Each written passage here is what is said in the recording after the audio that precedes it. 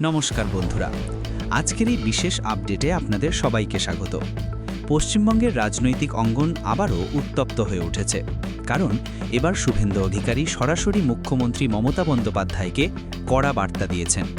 কি বলেছেন তিনি, কেন বলেছেন এবং এর রাজনৈতিক প্রভাবই বা কী হতে পারে, পুরো বিষয়টি আজ আমরা বিস্তারিত আলোচনা করব।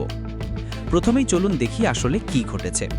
একটি সাম্প্রতিক রাজনৈতিক সভায় শুভেন্দু অধিকারী অত্যন্ত আক্রমণাত্মক ভঙ্গিতে মমতা বন্দ্যোপাধ্যায়কে উদ্দেশ্য করে বলেন, রাজ্যের দুর্নীতি, দলীয় সন্ত্রাস আর ভণ্ডামির শেষ সময় এসে গেছে। শুধু তাই নয়, তিনি আরও দাবি করেন যে সরকার প্রশাসনকে ব্যবহার করে বিরোধী দলকে দমন করার চেষ্টা করছে, আর এটাকে তিনি গণতন্ত্রের জন্য বিপজ্জনক বলে উল্লেখ করেন। শুভেন্দুর পুরো বক্তৃতার কিছু গুরুত্বপূর্ণ দিক ছিল। ১. দুর্নীতির অভিযোগ।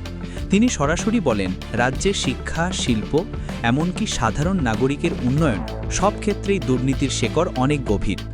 একাধিক তদন্ত সংস্থার রিপোর্ট ও অভিযানের কথা উল্লেখ করে তিনি বলেন, এই সরকার মানুষের টাকা খেয়েছে, ভবিষ্যৎ নষ্ট করেছে। ২. প্রশাসন ব্যবহারের অভিযোগ। তিনি দাবি করেন, বিরোধী দলের কর্মীরা বারবার পুলিশি হয়রানির শিকার হচ্ছেন। তার ভাষায়, যে পুলিশ মানুষের নিরাপত্তা নিশ্চিত করার কথা, সেই পুলিশকে রাজনৈতিক কাজে লাগানো হচ্ছে। ৩. ভোট রাজনীতি। শুভেন্দু বলেন, আগামী নির্বাচনে মানুষ সব কিছুর জবাব দেবে, এবার পরিবর্তন আসবেই। এই বক্তব্যে স্পষ্ট, নির্বাচনের আগেই এক প্রকার শক্তিশালী রাজনৈতিক যুদ্ধের বার্তা তিনি দিয়ে দিলেন। শুভেন্দু অধিকারী শুধু অভিযোগই করেননি, তিনি মুখ্যমন্ত্রীর প্রতি একটি সরাসরি চ্যালেঞ্জও ছুড়ে দিয়েছেন। তিনি বলেন, যদি সত্যি আপনার রাজ্য সুস্থভাবে চলছে বলে মনে হয়, তাহলে খোলা মঞ্চে একটি জনসভার বিতর্কে আসুন। আমি প্রমাণ করে দেব কোথায় কোথায় আপনার সরকার ভুল সিদ্ধান্ত নিয়েছে। এই মন্তব্য ছড়িয়ে পড়তেই রাজনৈতিক মহলে রীতিমতো আলোড়ন পড়ে যায়, কারণ রাজ্যে এই প্রথম কোনো শীর্ষ বিরোধী নেতা মুখ্যমন্ত্রীকে এত সরাসরি প্রকাশ্য চ্যালেঞ্জ করলেন। সরকারের প্রতিক্রিয়া। সরকারের পক্ষ থেকে তৃণমূল নেতারা শুভেন্দুর অভিযোগ অর্থহীন এবং রাজনৈতিক নাটক বলে দাবি করেছেন।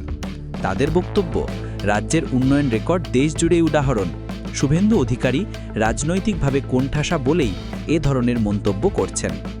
বিরোধীরা কোনো ইস্যু না পেয়ে অস্থির হয়ে পড়েছে।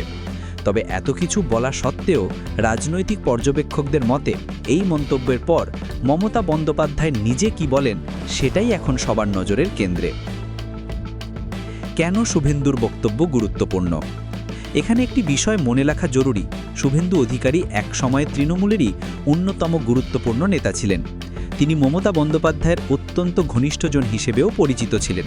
তাই তার এই ধরনের কড়া বক্তব্য রাজনৈতিকভাবে আরও বেশি গুরুত্ব বহন করে।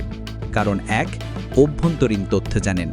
সরকারের ভেতরের অনেক প্রক্রিয়া ও নেতাদের তিনি জানেন, তাই তার সমালোচনা মানুষের কাছে বিশ্বাসযোগ্য হয়ে ওঠে।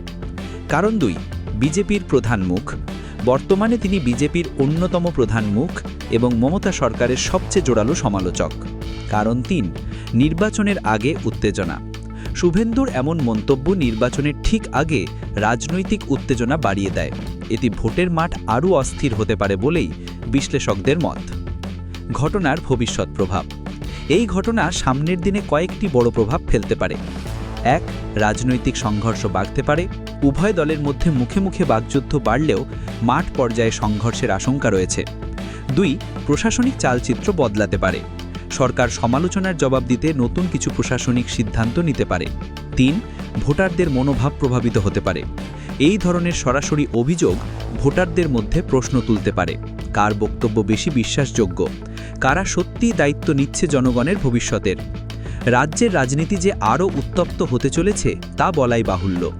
শুভেন্দু অধিকারীর কড়া মন্তব্য ও প্রকাশ্য চ্যালেঞ্জ পশ্চিমবঙ্গের আগামী রাজনৈতিক সমীকরণকে কেমন বদলে দেবে, সেটাই এখন দেখার বিষয়। আপনারা কি মনে করছেন, শুভেন্দুর এই বার্তা কি সত্যি সরকারের উপর চাপ বাড়াবে, নাকি এটা শুধু রাজনৈতিক কৌশল? কমেন্টে জানাতে ভুলবেন না। আজকের ভিডিও দেখার জন্য ধন্যবাদ। পরের আপডেটে আবার দেখা হবে।